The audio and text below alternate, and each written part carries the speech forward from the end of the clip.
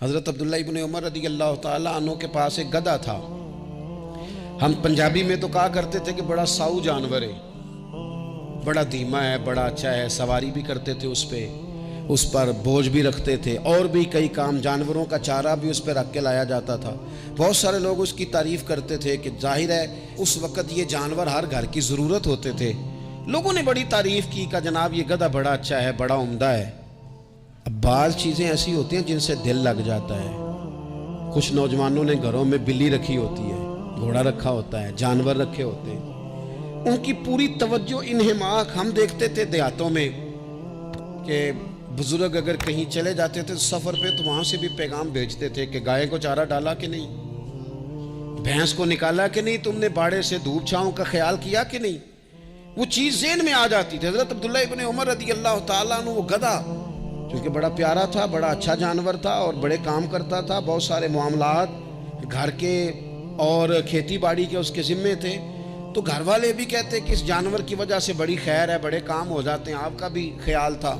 حضرت عبداللہ ابن عمر ایک دن گھوڑے سے نیچے اترے یا اس گدھے سے نیچے اترے تو خادم کو بلا کے کہنے لگے اسے لے جاؤ اور بیچ کے پیسے اللہ کے راستے میں خیرات کر دو.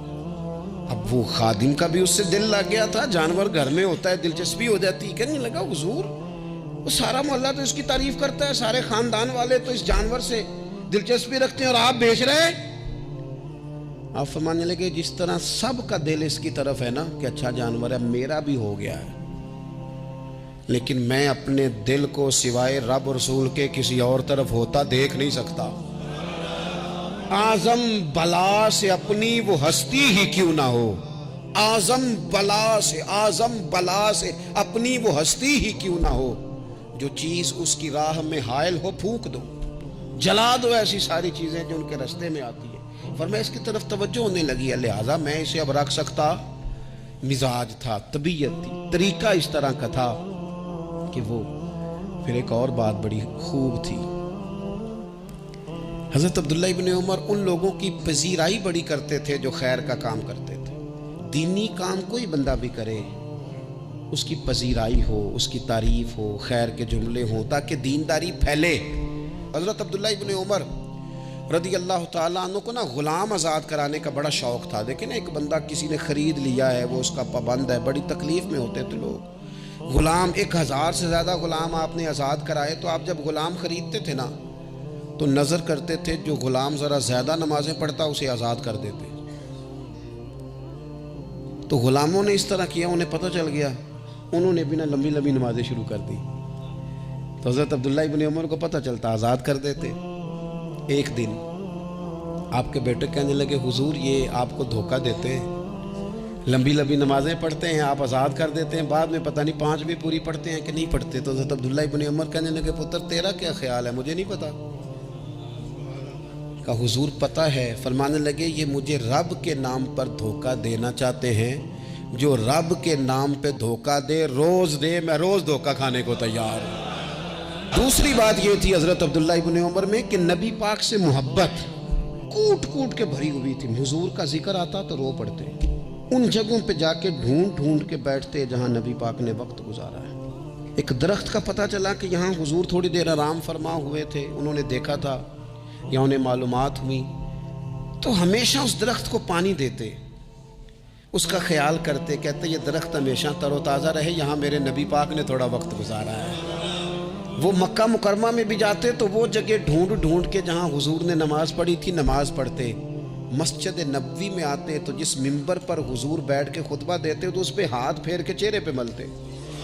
حضور کی قبر انور پر حاضری دیتے، السلام علیکہ یا رسول اللہ کہہ کے اس بارگاہ عالی مرتبت میں حاضری دیتے. حضرت صدیق اکبر کو سلام کرتے، حضرت عمر کو سلام کرتے. پیر سن ہو گئے ایک دفعہ چلتے چلتے تو کسی نے کہا جس سے سب سے زیادہ پیار ہے نا اسے پکارو، پیر ٹھیک ہو جائے گا. تو فوراً کہنے لگے یا محمد صلی اللہ علیہ. اور یہ امام بخاری نے لکھا ہے الادب المفرد میں، خود امام بخاری لکھتے کہ حضرت عبداللہ ابن عمر نے یا محمد کہا اور ان کا پیر سویا ہوا ٹھیک ہو گیا. یہ لوگ بڑی محبت کرنے والے. آپ فرمایا کرتے تھے شاید زندگی میں لوگوں نے کسی سے اتنا پیار کیا ہو جتنا نبی پاک علیہ السلام کے غلاموں نے مجھ سے کیا ہے. ہر وقت لوگ ان کے گرد رہتے، لوگ محبت کرتے. حجاج بن یوسف جب حکمران بنا نا تو بڑا ظالم تھا. اس کو یہ بات اچھی نہیں لگتی تھی کہ ہر وقت لوگ حضرت عبداللہ ابن عمر کے پیچھے گھومیں. بادشاہوں کا خیال ہوتا ہے نا بادشاہ ہم میں تو پروٹوکول کوئی اور لے کے جا رہا ہے.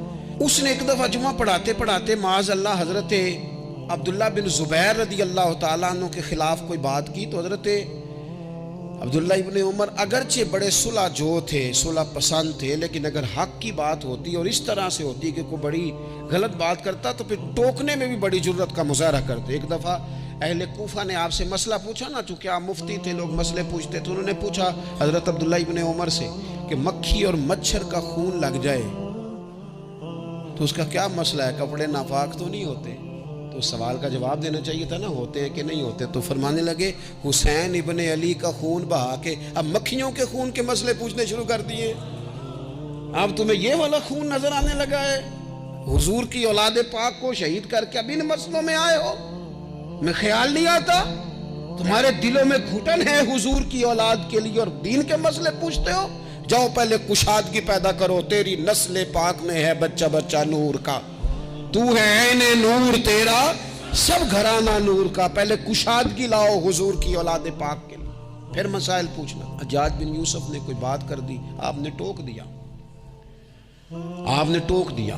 تو پھر حجاج نے سازش کی. اوہو، اللہ والوں کے خلاف جو سازشیں ہوتی ہیں بڑی گہری ہوتی ہیں، بڑی سخت ہوتی ہیں، بڑے جال بنے جاتے ہیں، بڑا حسد کیا جاتا ہے، بڑی تکلیف دی جاتی ہے. اللہ قرآن میں کہتے ہیں محبوب یہ لوگ تجھ سے حسد کرتے ہیں، حسدا من عند انفسہم، ان کے دلوں میں تیرے لیے حسد ہے. حسد کرتے ہیں لوگ، دور تک نکل جاتے ہیں حاسدین. حجاج نے کیا کیا؟ اس نے ایک شخص سے کہا کہ زہر والا خنجر تیار کرو جو زہر میں بجھا ہوا ہو. اور چونکہ حج کے موقع پہ بڑا رش ہوتا ہے لہذا حج کے موقع پہ لے جانا. حضرت عبداللہ ابن عمر جب تمہارے پاس سے گزریں، بادشاہ میں ہوں، لوگ ان کے پیچھے، جب وہ تمہارے پاس سے گزریں تو ان کے پیر میں چبو دینا. جب لوگوں نے ایسے عالی مرتبت لوگوں کو نہیں بخشا، اتنے بڑے لوگ محفوظ نہیں رہے تو ہما چما کس کھاتے میں؟ آج کس بات کا شکوہ کرنا؟ حضرت عبداللہ ابن عمر اس کے پاس سے گزرے تو اس نے پیر میں چبو دیا خنجر. وہ زہر آپ کے جسم میں پھیلا. جب شدید بیمار ہوئے تو حجاج تیمارداری کرنے چلا گیا. یہ دیکھو، یہ دیکھو، دوستی قاتل سے بھی مقتول سے یارانہ بھی. خود چلا گیا اور جا کے کہنے لگا جی اگر مجھے پتہ چل جائے نا کہ آپ کو کس نے یہ زخم دیا ہے تو میں سخت انتقام لوں گا. تو حضرت عبداللہ ابن عمر نے بھی بڑا منطقی جواب دیا. فرمانے لگے مجھے اسی نے زخم دیا ہے جس نے حج کے موقع پر کسی کو خنجر لانے کا مشورہ دیا تھا، اسی نے مجھے زخم دیا ہے. گویا فرمانے لگے ظالم تو خود ہی یہ کام کرتا ہے اور خود ہی تو تیمارداریاں کرتا ہے. حضرت عبداللہ ابن عمر شہید ہو گئے. مکہ مکرمہ میں آپ کا مزار بنا دیا گیا. تقریباً 1500 کے لگ بھگ 1600 کے لگ بھگ آپ سے احادیث مروی ہیں. زندگی حسین گزاری، حضور کی خوشبوئیں ہر وقت آتی رہیں.